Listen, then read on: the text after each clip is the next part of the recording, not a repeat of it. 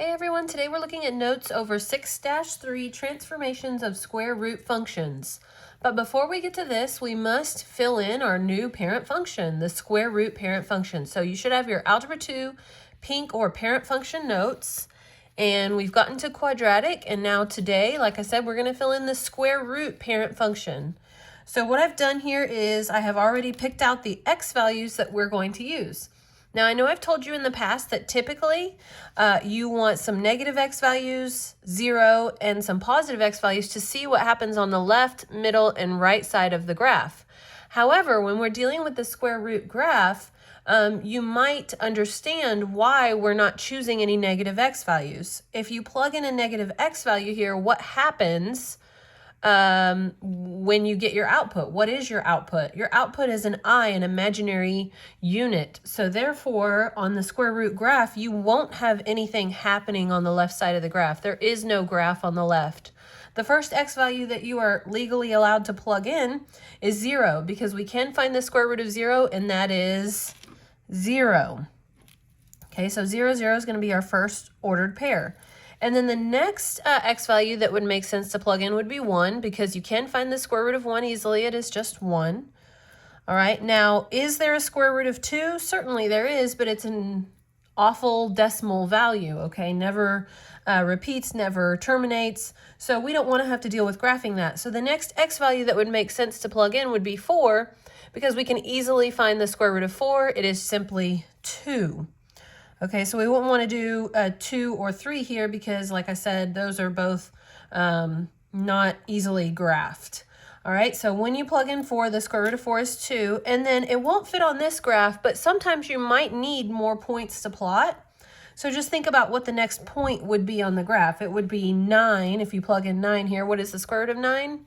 It is 3. And then, of course, the next one would be 16, 4, 25, 5, etc., etc., etc., etc. So this portion of the graph, as long as you're going in the positive direction, will keep going forever. That's why we will draw an arrow at the end. So it is like a curve. It's almost like you took the parabola, and we're going to talk about why here in a couple of lessons, but it's almost like you take the parabola, you turn it on its side, and you only keep the top half. Okay, that's kind of like what the square root graph looks like. Okay, so when we're talking about the domain then, you should know that the domain is x such that x is greater than or equal to 0, and the range is actually the same except using y. Y such that y is greater than or equal to 0. We're only going to go up and to the right with this curve. Okay, my x and y intercepts are both 0, 0. And then there are no asymptotes on this graph. We're not to graphs with asymptotes quite yet. Okay, so now we can go ahead and put this away and get out the 6-3 paper. So on number 1, so first you'll notice notes. Graph each function, give the domain, range, x and y intercepts, and max and min over the interval 1 to 4. Okay, since it doesn't specify with the domain and range, I assume that means it wants both set and interval, so we will give both. But you'll notice as we go through that I have only listed a couple of things per graph. We're not going to have time to do each of these things for each graph. I just want to give you enough examples to where you will be successful on the assignment and understanding the concept. Okay, so on number 1, we're not going to do any of those things because we already did them on the pink or parent function notes. All right, all I'm going to do is graph this graph here, and on this graph, I was able to fit that last point, 9,3. So like I said, this is the parent function, and I just want you to see the picture and have the points readily available. So we're not going to do the domain, range, and all that stuff on this one. Okay, so let's get to number 2. So we are transforming the square root parent function down 5. So I'm going to go down 1, 2, 3, 4, 5. I'm going to plot my new origin. And from there, since I don't have a stretch, shrink, or reflect, either vertically or horizontally, I'm going to just plot my points as is. 0, 0, 1, 1, 2, am I counting? 2, 4, 2. And then 9, 3 will fit on this one. Do you always have to graph it? No, we'll talk about later when you do and when you don't. I mean, I prefer you to if you can fit it, but we'll talk about it. Okay, so then domain. Domain on this guy in set notation would be x such that x is greater than or equal to 0. Okay, in interval, it would look like 0, infinity, correct? And the range, since we're down at -5 now, we're going to say y such that y is greater than or equal to -5. And then we're going to say -5 to infinity for the interval notation. Okay, my x-intercept in this case, we'll come back to that. There's going to be one, right? It's going to get up there and have an x-intercept. We just don't know it yet. What's my y-intercept? That's easily visible, 0, -5. Okay, for my max and min, we're going to want to draw in the boundary, which is 1 to 4. So 1, 2, 3, 4, and we get lucky because we're on actual points for the boundary. So definitely within this boundary, remember we don't care about anything else, just what's inside or on the boundary. Okay, within that boundary or on the boundary, my max, my highest point is definitely this one here. So f of, what is that, 1, 2, 3, 4, f of 4 equals -1, 2, 3 is the max. And then my min is this point here, so f of 1 equals -1, 2, 3, 4. Okay, now let's talk about the x-intercept. Remember, the x-intercept is on the graph where the y value is 0. So since I can't see it here, I'm going to have to utilize algebra. So when y is 0, I would have square root of x minus 5, and then solve for x. So add 5 to both sides. So 5 equals square root of x. Of course, you would square both sides, right? Here, let me use a different color. So from here, I would square and then square to get rid of the square root. And so I'd have 25 equals x. Remember, no absolute value bars when you square a square root, only when you square root a square. Okay, so my x-intercept is going to be 25, 0. And I had to get that algebraically because you could see we couldn't see it based on the graph. Okay, let's move on to number 3. So this graph has been shifted left, 1, 2, 3, 4. So I'm definitely going to be able to fit all my points. And then 4, 5, 6, 7, 8, 9, 1, 2, 3. Okay, and then my my max and min, my boundary is still, oh, this is going to be bad. 1, 2, 3, 4. 1 to 4. So we're not talking about whole number points anymore, right? Our max and our min don't fall on an exact dot, so we're going to have to use algebra for these. Okay, now my x-intercept, I can clearly see, all right, -4, 0. My y-intercept, I can clearly see 0, 2. Now my max is going to be this point here on the right boundary, so I'm going to have to use algebra. All right, I'm going to have to say that it's going to be at f of 4, is my max, f of 4 equals, let's plug in 4 here. If you plug in 4 here for x, you get square root of 8. Okay, and now you might be asked to just leave it like that, or you might be asked to actually get that value. So let's find out what second square root, hopefully you have seen that button before, second square root right here, and then 8, and then let's go to 3 decimal places, so 2.828. F of 4 is approximately 2.828. And does that make sense? After looking at my graph, yeah, definitely. It's real close to a y value of 3. It's really, really close if you look at your graph. Okay, and then my min is going to fall on f of 1. So f of 1 equals, if I plug in 1 here for x, 1 plus 4 is 5, so that'll be square root of 5. So let's find out what the decimal value for square root of 5 is.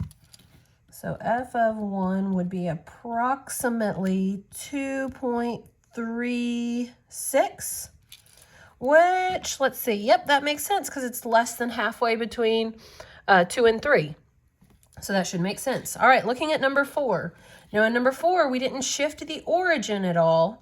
Notice no left or right shift, but we did stretch by 2. So I've already got my original x and y values here, and we're going to take the y values and multiply them by 2. So 0, 2, 4, 6, just like you've done all along.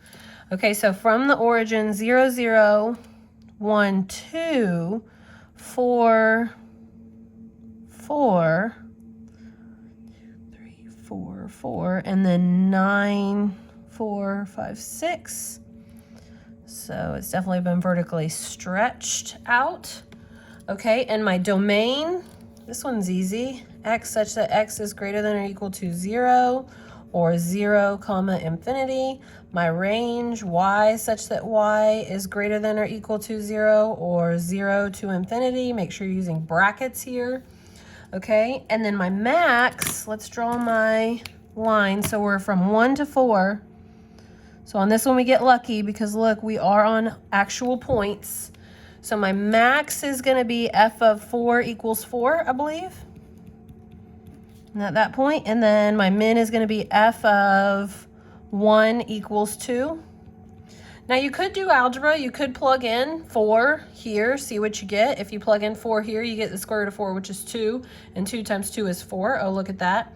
You could plug in 1 here, the square root of 1 is 1, and multiply that by 2, and you get 2. So you could do it graphically or algebraically. It's just that when the graph is available, why not use it, right? Okay, number 5, 2 more to go. So on this one, we have a reflect. Okay, so we're going to take the y values and multiply them by -1. So it's going to be 0, -1, -2, -3. Okay, so cross those through. You're not moving the origin, so we're here at the 0, 0. So 0, 0, 1, -1, 1, 2, 3, 4, -2, and then 9, -3. So there's our graph. We are going to be doing max and min, so I may as well mark. My boundary is from 1 to 4. And remember, I got that boundary from up here. It's 1 to 4.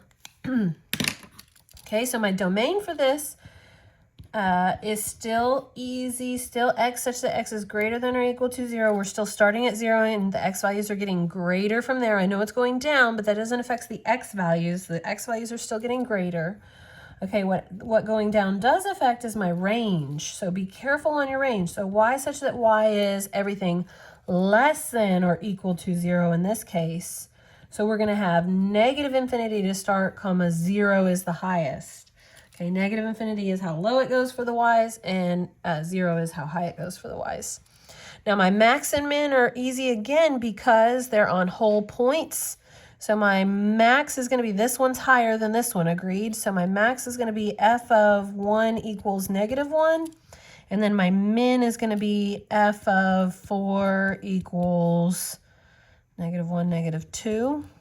So that's my max and min. And again, you could have plugged in the boundary of 1 and 4 here and gotten the same answers algebraically. All right, last one here. Since it's got a reflect and not a stretch, just a reflect, we can go ahead and use this table. We don't have to reproduce the table, but this graph does shift right 2, up 1. So right 1, 2, up 1. So we're going to make sure and show our new origin, right 2, up 1.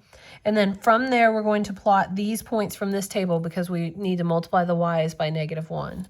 So 0, 0, 1, -1. 1, 2, 3, 4, -2, and then 9 would go just off by 1, I believe, because that would be 8, and then 9. So going off by 1 isn't too terrible. We can go ahead and do that. Okay, so 9, -3. Let's just make sure. 1, 2, 3, 4, 5, 6, 7, 8, 9. Yep, and then it did go down -3, so it looks good. We've got our x-intercept is at 1, 2, 3, 0. Okay, our y-intercept, will the graph ever cross through the y-axis? The answer is no, NA, not possible. Okay, and then for our max and our min, since we're going from 1 to 4 and the graph doesn't start until 1, 2, 3, 4. Since our graph doesn't start within that boundary till here, that's definitely going to be our max. Our max is this point here, f of 2 equals 1. That's our max, f of 2 equals 1. But then our min would be right here on this boundary, so we need to plug it in. So it's going to be at f of 4. And then what happens if you plug in 4 here? Okay, so here, I'll come over here, and so maybe y'all can see a little bit better. F of 4 would equal a negative... Oh gosh, I think I'm gonna have to scoot it over a bit. So f of 4 equals a negative, plug in the 4 minus 2, and then plus 1. So f of 4 equals a negative, and that's going to be 2 plus 1. So really all you can do if you're leaving it simplified, negative square root of 2 plus 1. But if they ask you to go ahead and find the decimal approximation, then you would want to plug in negative square root of 2 plus 1. Oops. See, I got to make sure that that plus 1 goes outside of the radical. So now we're good. So this is negative 0.414. Yeah, that definitely makes sense based off of where I am. Negative 0.414. Okay, that's it for today.